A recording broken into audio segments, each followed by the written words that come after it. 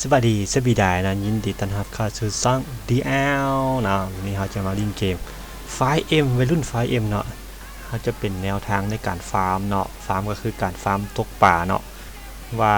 จากหอบเขาจึงใช้เงินแสนบาทเนาะในเกมเนาะแล้วตกป่าแต่ละหอบใช้เวลาจากนาทีเดี๋ยวเราจะมาเบิ่งน้ำกันหันพิเซอร์ลม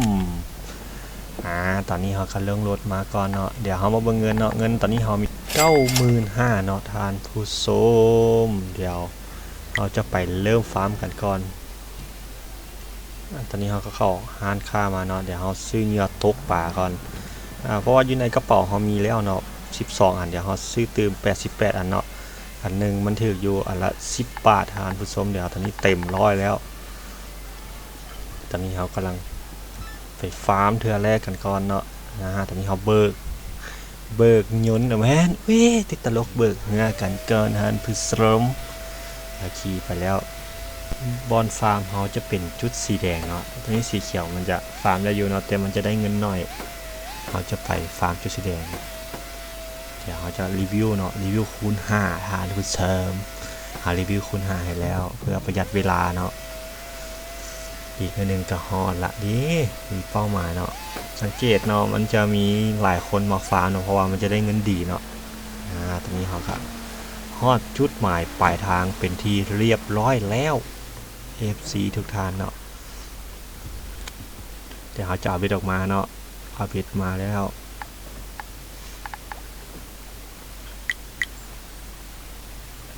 เอาเบ็ดออกมาแล้วทานผู้ชม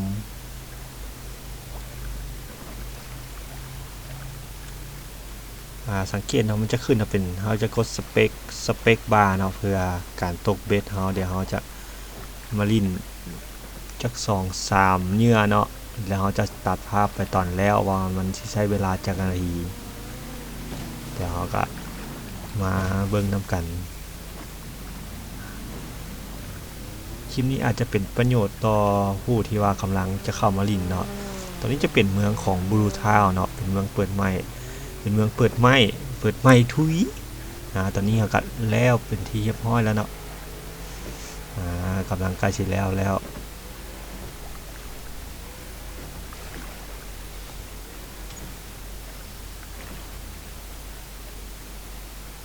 ตกจนค่ำจนมืดเนาะตอนนี้บูทาเขาก็คนเขา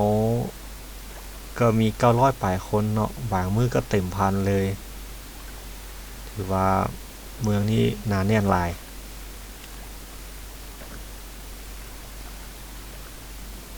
ตอนนี้เขาก็ตกจนเหยื่อเบิดเนาะ100เหยื่อเนาะตอนนี้เขาจะกลับไปเอาไปไว้เนาะไปแล้วเขาจะไปซื้อเหยื่ออีกบาทหนึ่งตอนนี้หอบแรกเขาก็เซตสมบูรณ์เป็นที่เรียบร้อยนะหอบแรกปล่อยห่านไปเนาะเดี๋ยวมาเบิ่งหอบ2เนาะหอบ2หาหอบสุดท้ายเขาจะตัดเลยเนาะเขาจะบอเป็นแนวนี้เลยว่ามันอาจจะประหยัดเวลาเขาลงมานะแต่เขาย่อหลายเขายังได้ประมาณ30 นาทีคลิปตัวนี้หวังว่าทุกคนน่าจะเบิ่งจนจบเนาะเพื่อเอาไปคำนวณได้เนาะตอนนี้อาจจะมาหอบที่2กันท่านผู้ชมหอบที่2ก็ลงเหือตามปกติคือเกาเบิกเหือเลยเนาะนี่น้ำมันเหือเขาก็เหลือ19เหลือ19นะ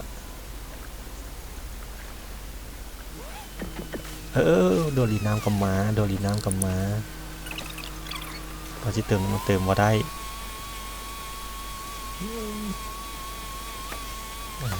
ตอนนี้หอบที่2กำลังจะไปเนาะเป้าหมายจุดหมายปลายทางเขาหอบที่2กัน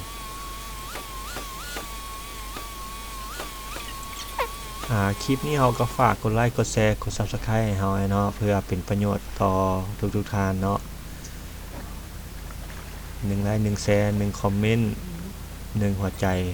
เท่ากับ1 กำลังใจให้ข้าพเจ้าเนาะนี่ฮอบที่2เนาะตกจนค่ำเนาะตอนนี้กันแล้วเป็นที่เรียบร้อยเนาะฮอบที่2แล้วฮอบแรกกับฮอบที่2เนาะใช้เวลาประมาณ20 นาที21 นาทีประมาณนี้แหละท่านผู้ชมฮอบ1 ต่อ 20 นาทีทุกคนก็ลองคิดไล่เบิ่งเนาะสมมติว่า10 ฮอบกับ200 นาทีมันก็ถึกอยู่ เกือบ3ชั่วโมงได้ท่านผู้ชมว้าย3ชั่วโมงปลายเนาะ3ชั่วโมงปลายตอนนี้รอบ2ก็เป็นทีมห้อยแล้วเดี๋ยวเรามาเบิ่งต่อรอบ3กันเนาะรอบที่3แต่ละเทื่อเราต้องเอาไปขายนะเพราะว่ารถเรามันเป็นรถน้อยเนาะมันหับได้อยู่แต่อยู่80กิโลเนาะเดี๋ยวรอบ3เราจะซื้อกันละฟาร์มต่อกันเนาะเดี๋ยวจะพอดีเรากับว่าลิ้นตอนเนื่องเนาะเราจะลิ้นตอนเวลาเราว่างเนาะจะตัดภาพเนาะมันจะมีแจ้งมีมืดเราบ่ได้ถ่ายคลิปภายในมือเดียวเนาะถ่ายหลายมือ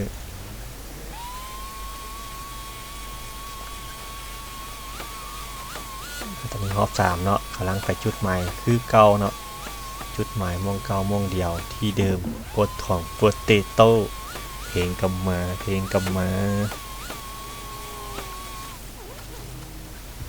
ตอนนี้ฮอดจุดหมายแล้วฮอดจุดหมายปลายทางแล้วตกไปเนาะตามปกติตัดภาพมาตอนเฮาสิแล้วตอนนี้เป็นเบนบลูทูธเนาะเป็นบลูทูธทุกคนอาจจะโอ้ตักตึกปลายได้เหนือเป็นเบนบลูทูธตอนนี้รอบ3กันแล้วคือกันเนาะใช้เวลาซ่อมกันเบอร์เลยท่านผู้ชม20นาที21นาทีประมาณนี้เดี๋ยวไปเบิ่งเนาะเฮานี่รอบ3ว่าเฮาสิขายได้เท่าใดเนาะได้เงินเท่าใดมาเบิ่งนำกันเนาะตอนนี้เฮาห้ามพลาดกันอีหลีเนาะจึงเป็นความรู้กับสำหรับมือใหม่เนาะเพราะว่าเฮาก็บ่เก่งคือกันเนาะถ้าไผมีวิธีฟาร์มไว้กว่านี้หรือว่ามีฟาร์มดีกว่านี้ก็แนะนำเฮาได้เนาะเพราะว่าเฮาก็หาแตะดินได้ประมาณ2ทิศนี่แหละแล้วก็เลยเฮ็ดคลิปมาเพื่อบางคนฟาร์มบ่เป็นเนาะหรือว่าฟาร์มเก่งแล้วก็มาแนะนำเราได้เนาะตอนนี้ก็ฮอดจุดหมายมองเฮาขายป่าแล้วเนาะตอนนี้สุดแรกเขาได้28,000 27,800เนาะท่านผู้ชมเดี๋ยวมันยังมีอยู่นำรถอีกเนาะเดี๋ยวอยู่ท้ายรถมันยังมีอีก80ตัวจือเนาะเมื่อกี้มัน27,800เนาะบวกอีก5,600ฮอบแรกเขาก็ได้อยู่33,400เนาะโอ้ถือว่าฮอบ3ฮอบเนาะเขาใช้เวลาพอดีชั่วโมงนึงเต็มท่านผู้ชมเขาก็ได้เงินเท่ากับว่าชั่วโมงนึงเขาได้อยู่33,000เนาะมาตอนนี้เขามาฮอบที่4ที่5ที่6พร้อมกันตอนนี้เราจะตัดภาพมาที่4เลยเนาะแต่ละฮอบเขาจะมาซื้อเนื้อทุกเนื้อปลาทุกอันนอน100 อัน100อันเนาะ1,000 10เทื่อกับ10,000แล้วทานพุทธรมตอนนี้เขาเบิกเนื้อไปแล้วเดี๋ยวเขามาฮอดจุดหมายเนาะจุดหมาย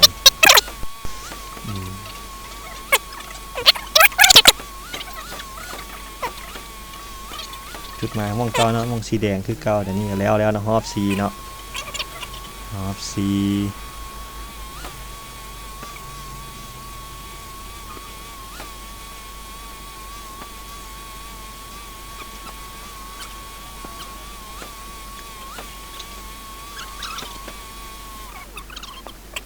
ฮอบสีแล้วเนาะตอนนี้มาฮอบ5ฮอบที่5ลองเจ้าหน้าออเดอร์มาเป็นวิงแล้วดีเจ้าเห็ดเกี่ยวของแอร์เนาะฮอบที่5แต่ละฮอบเขาใช้เวลา20นาทีขึ้นเมื่อเบิดเนาะท่านผู้ชมเขาใช้เวลา20นาทีขึ้นเมื่อหมดตอนนี้ฮอบที่5มาแล้วเนาะฮอบที่5มาแล้วเบิกเงินแล้วตอนนี้เบิกเงินไปแล้วเงินเขาก็เหลืออยู่37เนาะ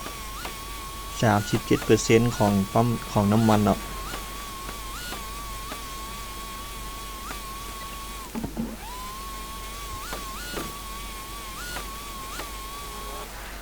ฮอบที่5เป็นเซตที่เรียบร้อยแล้วฮอบที่4ฮอบที่5เนาะพอ2ฮอบเครื่องมันจะเต็มเนาะเดี๋ยวเขาอาจจะเอาไปไว้รถโลกันเนาะรถโลก็คือรถบิกกี้นี่แหละท่านผู้ชมแรกเขาก็ว่ารถโลเขาก็ว่ารถโลอีหยังวะบ่เข้าใจเนาะจนเขาบอกว่ารถโลมันรถอันนี้รถใส่เครื่องเนาะรถโลเนาะ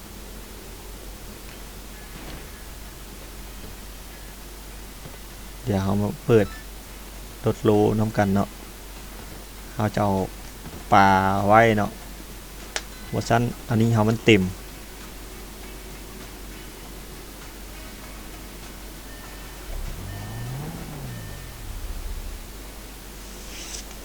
เปิดท้ายเนาะเนี่ยเรียบร้อยเราจะเอาปลาไส้ใหญ่ไว้ครึ่งหนึงเนาะ40ซะรถโลเราจะได้อยู่8โล80โลเนาะเอาปลาสลามอีกไว้20โลเอา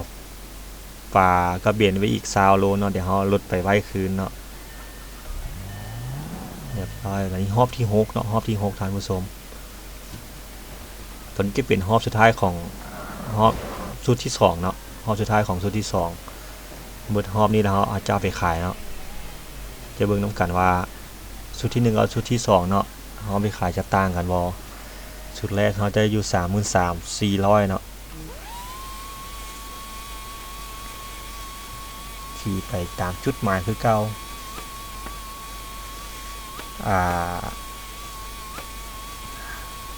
ว่องไหนที่ว่ามันฟาร์มได้ดีกว่านี้ก็แนะนำเขาได้เนาะเพราะว่าเขาหาแต่ลิ้นเขาบ่ฮู้ว่าหม่องนอกจากว่าตึกป่าแล้วมันจะมีหม่องอีหยังบ่นะส่วนหลายก็เห็นเขาว่ามีงานดอกงานดำบ่สิโจกปูนสิบ่อันนั้นเฮารถเฮาบ่แฮงเนาะบ่กล้าไปโจก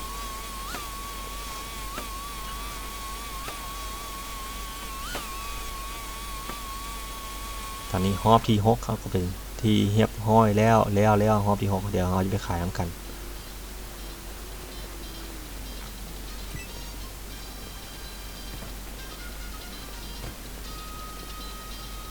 เบิกร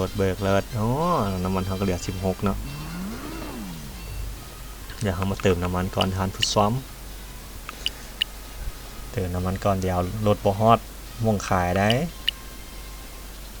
เกียร์นี่น่าจะคือสมจริงเนาะรถเขาก็ต้องใส่น้ำมันต่ำเขามันก็ต้องมีมุนมีแตกเนาะคนเขาก็ต้องมีกินข้าวมีอาบน้ำมีเลือดเนาะใส่แล้วไปออกเดินทางได้ let's go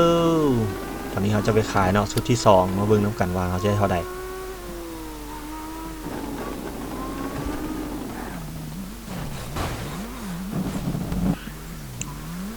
เขาจะตัดภาพมาหม่องไว้รถเลยเนาะตอนนี้เขาเมียนรถแล้วทางเข้าบ่มีโอ้มันปิ่นขึ้นอยู่เนี่ยได้ 27,200 เนาะท่านผู้ชมกับเศษมันเขาจะบ่ไล่เนาะมันจะไล่ยากยัง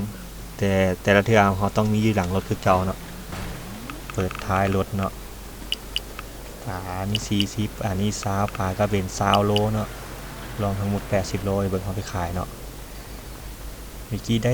27,200 เนาะบอกให้อีก 6,000เนาะพอดีเป็น2เป็น 33,300 เนาะโอ้รุดจากตัวเก่า101ทานผสมเฮารูพื้น101รอบนี้นะโอ้ตอนนี้เขาจะไปรอบที่7 8 9กันเนาะมาเบิ่งรอบที่7 8 9กันเนาะว่าเขาสิได้เท่าใดเดี๋ยวเขามาซื้อเหยื่อตกปลาอีกแล้ว1,000เนาะตอนนี้เจ็ดเฮากับ 7,000 แล้วเนาะทานผู้ชมเดี๋ยวนี้เงินเฮาจะอยู่ 156,000 เนาะโอ้ก็ถือว่าได้หลายเติบได้หลายอีหลีตอนนี้รอบที่7กำลังจะเริ่มแล้วนี่เขาก็หิวข้าวเนาะกับอยากอาบน้ำเห็นว่าขีดมันจะอยู่มองกาเลือดมองเลือดเขาเนาะเลือดเขา100%คือเก่าตอนนี้เขาฮอดจุดหมายแล้วเนาะเดี๋ยวเขาจะกลับไปซื้อเหยื่อมาอีกเนาะเป็นรอบที่8บัดนี้กับตำใจจานตำรวจมาแทกทางนี่เฮงไหนบัดนี้มันต่ำอยู่น้ำนะบัดนี้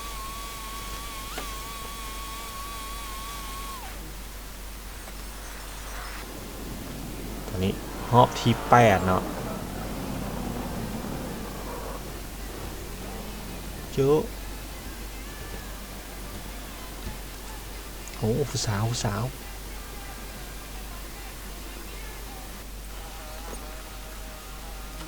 ตอนนี้มาแล้วรอบที่8มันโดดไปอย่างห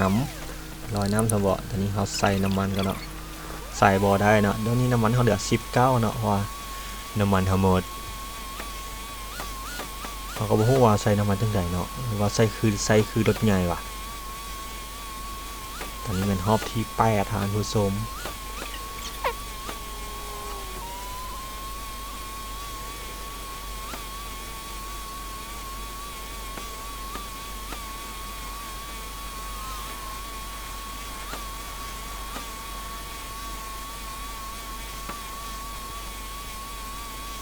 รอบที่7ที่8เนาะก็คือก่อนเนาะเราต้องเอาเครื่องไปไว้หลังรถกันเนาะเราซื้อเหยื่อกัน100เราจะเอาเครื่องไว้หลังรถกัน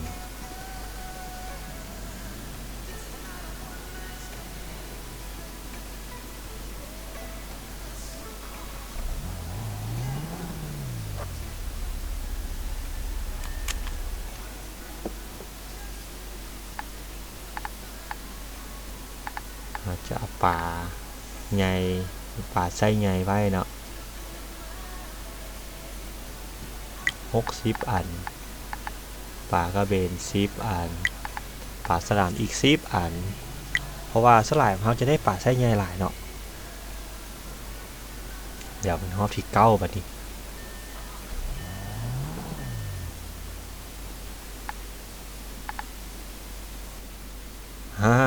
โทษขออภัยเนาะรอบที่9เขาลืมถ่ายตอน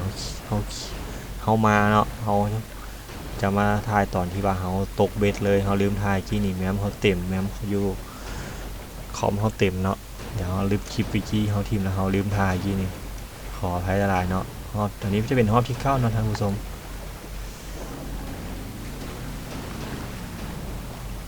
เป็นว่าเรือลำนั้นหลังลำใหญ่ๆหันมัน500,000นะท่านผู้ชมมันบรรจุได้200 โลนะหันถ้าไปมีเงินเขาบ่เสียเวลามาซื้อเบ็ดเนาะมันซื้อเหยื่อขออภัยเนาะซื้อเหยื่อเขาซื้อมาได้เทื่อละ300อันนะตกบัดเดียวเนาะที่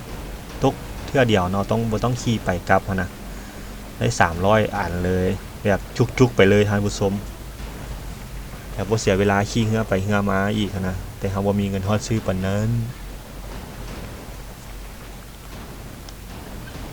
จำเป็นเนาะตอนนี้เขาบ่มีเงินเขาก็ต้องได้ช่วยๆกันเนาะ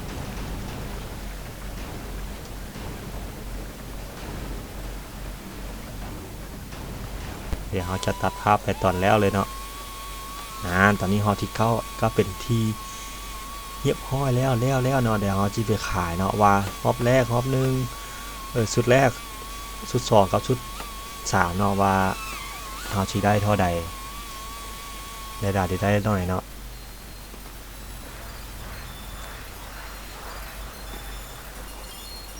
ไปเลย let's go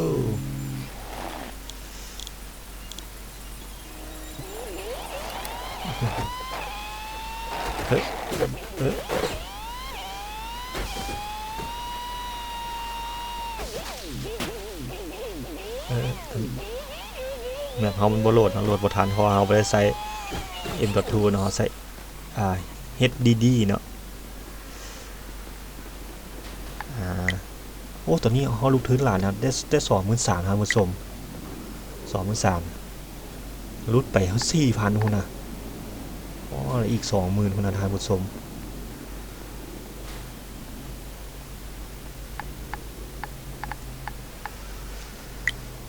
ได้ 23,000 เนาะมาบวกกับนี่เชียร์อะไรมาเบิ่งน้ำกัน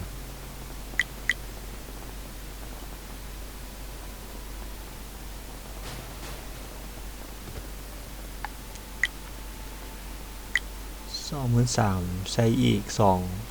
5,800เท่ากับ 28,800 โอ้ถือว่าลุกถึง 5,000 เนาะแต่นี่เงินเขาได้อยู่182,700 เนาะเหลือขาดอีก10,000กับ 3,000 นี่เดี๋ยวมันนี่ฮอบที่10กันกันเนาะแต่เดี๋ยวตอนนี้เขาไปซื้อน้ำมันใส่รถใส่เรือก่อนเนาะน้ำมันเรือเขาสิหมดมาจะน้อยจะไวขอโทษ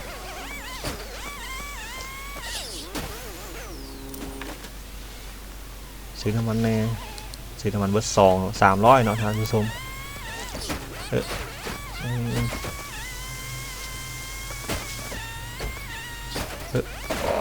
กระโปรงหนาออกเลยแต่ตอนนี้เราไปฮอดที่ซีน้ำกันมานี่เดี๋ยวเราใส่น้ำมันเหือก่อนน้ำมันเหือก็จนมืด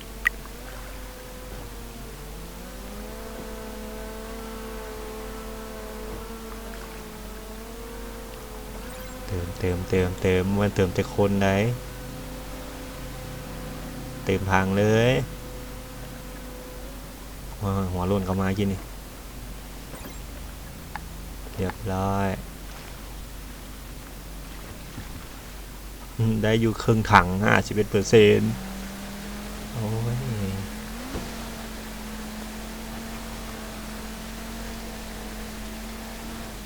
ตอนนี้จะเป็นฮอตที่10เนาะเราไม่ต้องกันว่าฮอตที่10เขาจะได้เท่าใด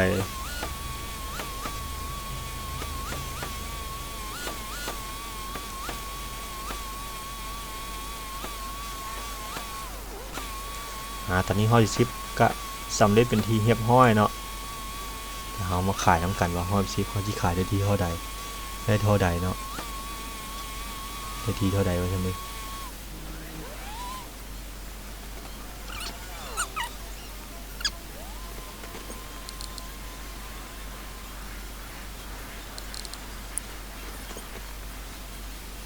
ตอนนี้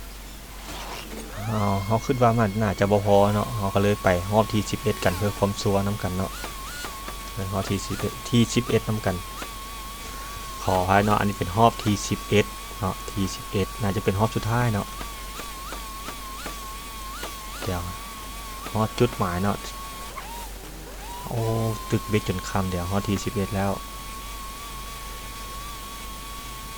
เดี๋ยวเขาจะไปขายน้ำกันว่าสุดท้ายเขาจะได้เท่าใดเนาะได้ตามที่เขาว่าไปบอกว่า100,000เนาะได้จากฮอบแต่ละฮอบใช้เวลาจากนาทีเดียวท้ายคลิปเขาสิมาสรุปกันเนาะตอนนี้เขากำลังจะเอา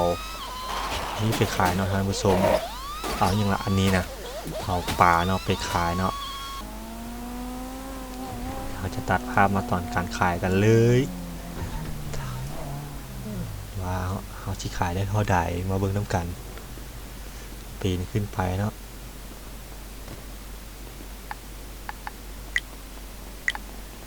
ขายได้20,000ตอนนี้เงินเขาก็ได้อยู่200,000เนาะทั้งหมด11ฮอบเขาได้อยู่105,000เนาะตกเฉลี่ยแล้วบวกลบคูณหารกันเนาะได้อยู่105,000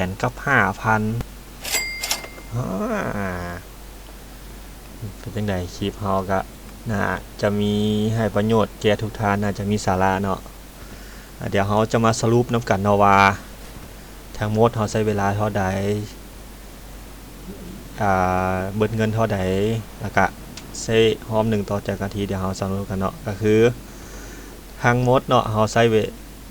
ในการตกปลาเนาะฟาร์มตกปลานะ11ฮอบน้ำกันเนาะเฉลี่ยอยู่ฮอบหนึ่งได้ประมาณ10,000เนาะได้ประมาณ10,000 3ฮอบได้อยู่30,000แต่ต้องเข้าใจว่าแต่ละฮอบมันจะได้เงินบ่เท่ากันเนาะคือฮอบชุดบิกินี่ก็ได้อยู่ที่28,000นึงครับผู้ชมบางฮอบก็ได้